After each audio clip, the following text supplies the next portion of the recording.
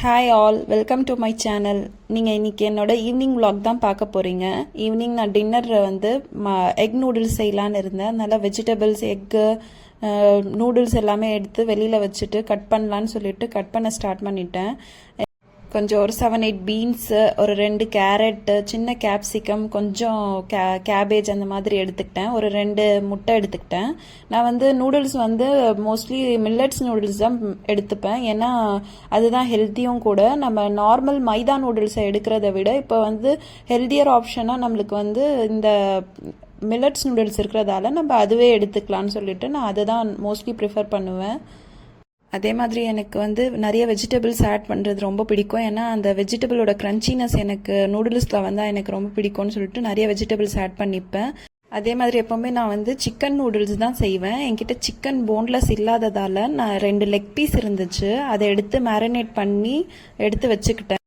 Pre work எல்லாமே நூடுல்ஸ்க்கானதை முடிச்சுட்டு கொஞ்சம் சாமான் இருந்துச்சு, அதை கழுவி வச்சிடலான்னு சொல்லிட்டு கையோட கழுவி வச்சுட்டு என்னோட ஹஸ்பண்ட் வந்துடுவாங்க, அதுக்குள்ளே எல்லா வேலையும் முடிச்சிடலான்னு சொல்லிட்டு தான் எல்லாமே முடிச்சுட்டு இருந்தேன். அதுக்கப்புறமா கொஞ்சம் ஆம்லா வாங்கிட்டு வந்திருந்தேன். ஒரு 2 days ஆகிடுச்சு. அது ரெட்டு மாதிரி ஆகிட்டு இருந்துச்சு. சரின்னு சொல்லிட்டு அதை கட் பண்ணிவிட்டு ஒரேடியாக ஜூஸ் மாதிரி போட்டு அதை ராவாக நம்ம வந்து பிழிஞ்சு அந்த ஐஸ் க்யூப்ஸ் ட்ரேயில் மாற்றி நம்ம வந்து எடுத்து வச்சோன்னா நம்மளுக்கு டெய்லி தேவையானது அப்போது வந்து எடுத்து ஒரு க்யூப்ஸாக எடுத்து நம்ம யூஸ் பண்ணிக்கலாம். ஆம்லா வந்து ரொம்ப நல்லதுங்க உடம்புக்கு. ஆம்லா வந்து ஹீட்டெல்லாம் குறைக்கும். அதுக்கப்புறமா வந்து ஆம்லா முடிக்கு ரொம்ப நல்லது. முடி நல்லா ஷைனிங்காக இருக்கும், கருப்பாக ஆகும்.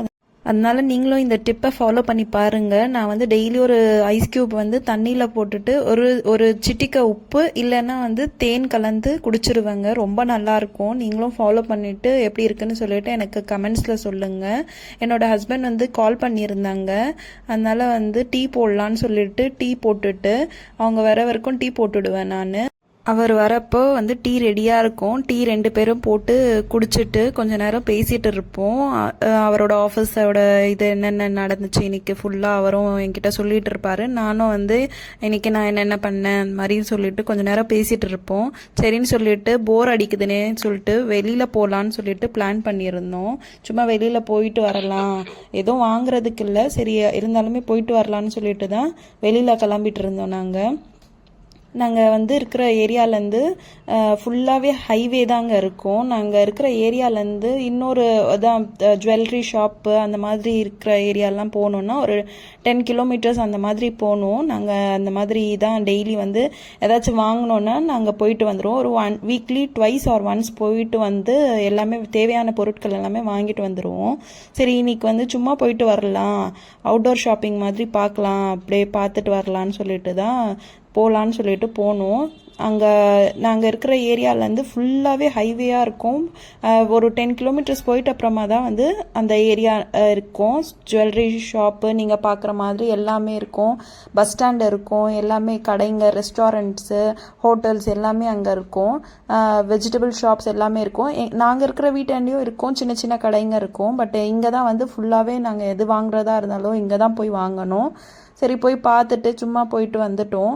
வந்ததுக்கப்புறமா வந்து ஈவினிங்கே நூடுல்ஸ்க்காக எல்லா வெஜிடபிள்ஸு ப்ரிப்பேர் ஒர்க் பண்ணிட்டு வச்சுட்டு போயிருந்தேன். வந்த உடனே வந்து நூடுல்ஸ் செஞ்சிடலான்னு சொல்லிட்டு தான் செய்ய ஸ்டார்ட் பண்ணிட்டேன்.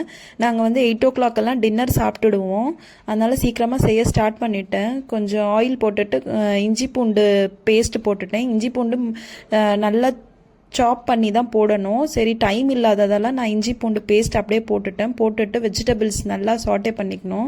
இப்போ வெஜிடபிள்ஸ் நிறைய இருக்கிற மாதிரி இருக்கும், பட் வந்து நல்லா வதக்கணுன்னா கொஞ்சமாக ஆகிடும். அதுக்கப்புறமா கொஞ்சம் உப்பு ஆட் பண்ணிவிட்டு நல்லா சாட்டே பண்ணிகிட்டே இருந்தேன்.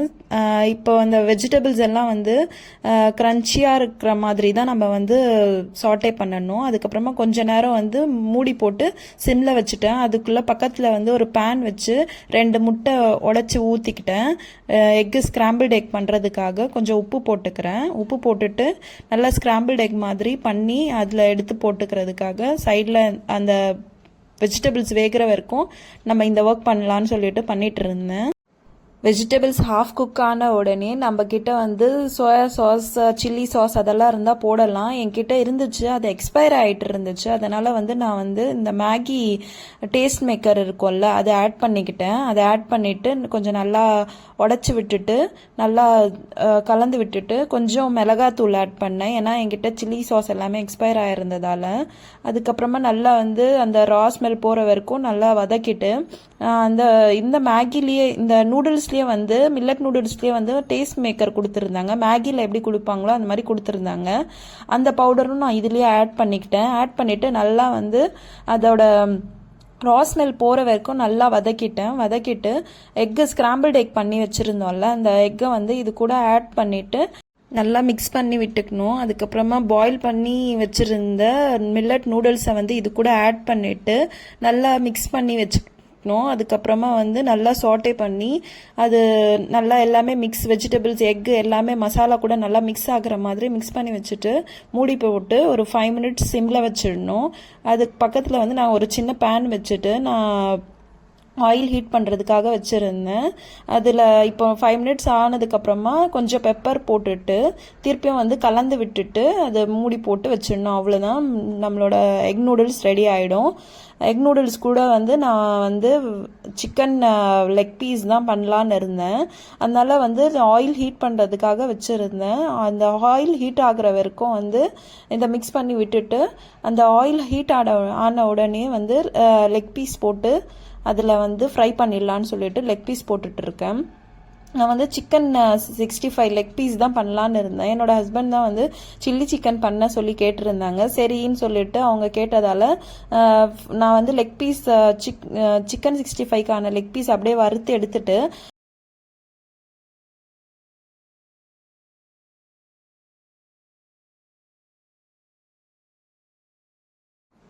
எடுத்துட்டு நம்ம வந்து வச்சுக்கிட்டேன். அதுக்கப்புறமா அதே பேனில் ஒரு வெங்காயம், ஒரு சின்ன கேப்சிகம், ஒரு பாதி கேப்சிகம்மை வந்து டைஸாக கட் பண்ணி அதே ஆயிலில் சாட்டே பண்ணிவிட்டு நல்லா கொஞ்சம் ஒரு 50% அந்த மாதிரி சாட்டே ஆன உடனே லைட்டாக உப்பு போட்டுட்டு அதை இன்னும் கொஞ்சம் சாட்டே ஆக விட்டுட்டு நான் வந்து சில்லி சிக்கன் மசாலா என்கிட்ட இருந்துச்சு.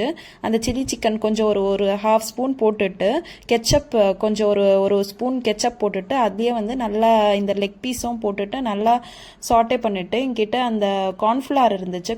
கார்ன்ஃப்ளவர் தண்ணியில் கலந்து இந்த மாதிரி போட்டு நல்லா மிக்ஸ் கொடுத்து ஒரு 5 மினிட்ஸ் வந்து வேக வச்சு எடுத்துடணும். சில்லி சிக்கன் வந்து ரெடி ஆகிடும். இன்னைக்கு டின்னருக்கு பார்த்தீங்கன்னா எக் நூடுல்ஸும் மில்லட் எக் நூடுல்ஸும் சில்லி சிக்கனும் தான் வச்சு எங்களோட டின்னரை முடித்தோம். இந்த vlog உங்களுக்கு பிடிச்சிருந்துச்சுன்னா லைக் பண்ணுங்கள், ஷேர் பண்ணுங்கள், சப்ஸ்கிரைப் பண்ணுங்கள். தேங்க்ஸ் ஃபார் வாட்சிங். பாய்.